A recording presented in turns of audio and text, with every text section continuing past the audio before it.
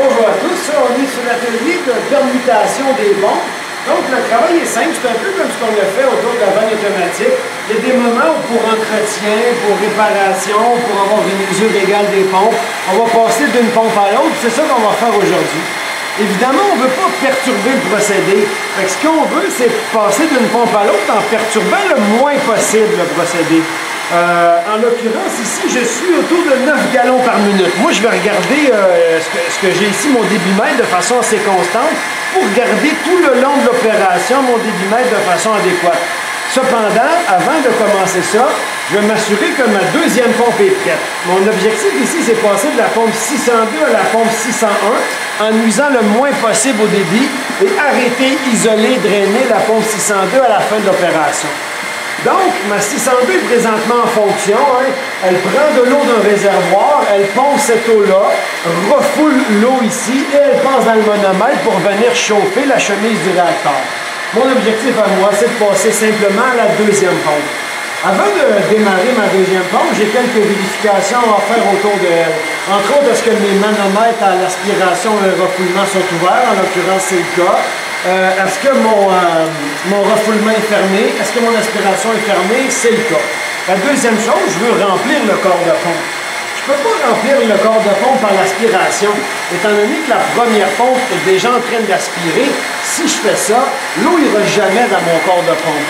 Je vais donc utiliser la voie de contournement au refoulement de la première pompe, qui est cette ligne-là, et en l'utilisant, je vais prendre une partie de l'eau pour venir remplir le corps de la pompe de la P601.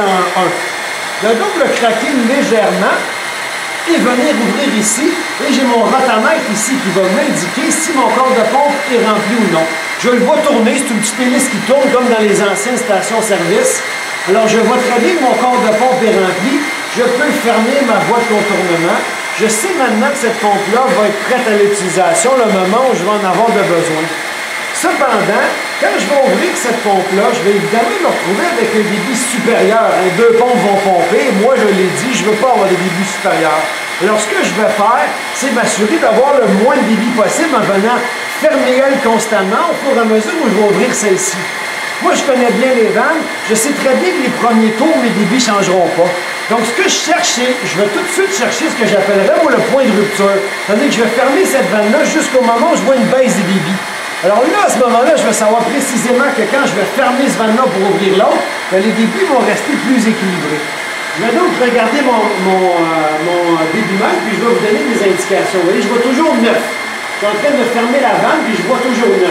Ça veut dire que les premiers, peut-être le premier tour et demi, il n'y a pas vraiment d'influence sur le débit.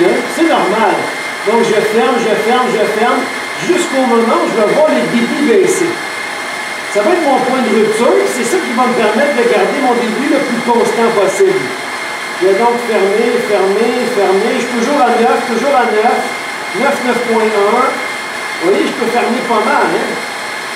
Donc, toujours autour de 9. Je devrais l'atteindre bientôt. J'ai au moins fait un tour et demi. Ah, là, non. J'avais pensé avoir une petite baisse, mais non. Donc, je continue, toujours à 9. Toujours à 9, je ferme. Oh, là, je l'ai atteint. J'ai vu d'un 8.8.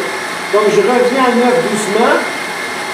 Et là, je connais mon point de rupture. Je sais que si je me mets à fermer cette vanne-là, elle va baisser mon débit. J'ai atteint mon point de rupture, mon corps de pompe est plein. C'est donc le bon moment pour démarrer ma pompe. On sait très bien que pour démarrer une pompe, il va falloir que mon refoulement soit craqué. Il va falloir que j'ouvre mon aspiration. Donc, je vais craquer mon refoulement, ouvrir mon aspiration, démarrer ma pompe, vérifier que mon débit n'est pas trop haut. Évidemment, là, il a monté, donc je ferme légèrement la vanne du premier pour revenir à 9 le plus rapidement possible. Je reviens à 9 et je vais ouvrir lui progressivement. Je tente de garder mon 9 le plus possible. C'est un jeu entre les deux vannes. J'en ouvre une complètement et je ferme l'autre complètement pour m'assurer de rester le plus près possible de 9. J'ai fermé le refoulement de l'air complètement pour ne pas user la pompe. Je peux la fermer. Je stabilise à 9 avec celle-ci. Et le travail est terminé. J'ai permuté d'une pompe à l'autre. Il me reste à mettre celle-ci hors service. Je vais fermer l'aspiration, ouvrir pour dépressuriser la pompe, et puis m'assurer que le refoulement est bien fermé. La P602 est hors service, la P601 est en service. Je vois très bien que les pressions sont revenues stables, hein, comme j'avais tout à l'heure.